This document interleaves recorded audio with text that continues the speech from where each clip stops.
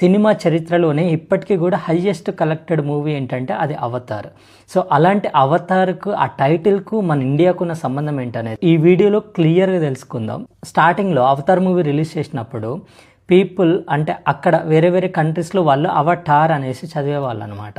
అయితే దానికి అప్పట్లో ఒక ఇంటర్వ్యూలో జేమ్స్ కెమెరూన్ ఒక క్లారిటీ ఇచ్చాడు. ఏంటంటే సో చాలామంది అవటార్ అనేసి చదువుతున్నారు, it's not a Avatar, it's Avatar.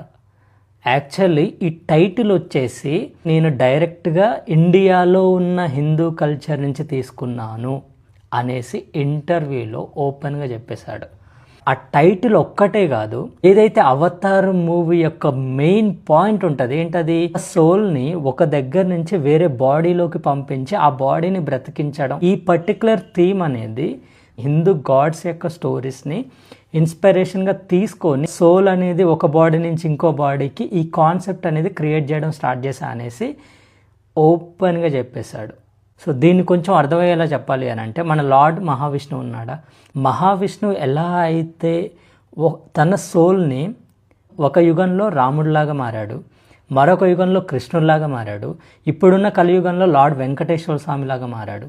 అంటే డిఫరెంట్ బాడీస్, బట్ సోల్ ఎవరిది, మహావిష్ణువుదే కదా.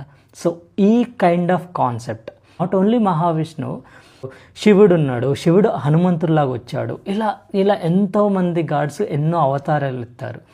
ఈ పర్టికులర్ కాన్సెప్ట్ని ఇన్స్పిరేషన్గా తీసుకొని ఈ యొక్క సోల్ అనేది ఇంకొక బాడీలోకి వెళ్ళి ఆ బాడీ ఒక ప్లానెట్లోకి వెళ్తే ఎలా ఉంటుంది అనేసి చేసిన అవతార్ అనేసి ఆ ఇంటర్వ్యూలో చెప్పాడు మామ.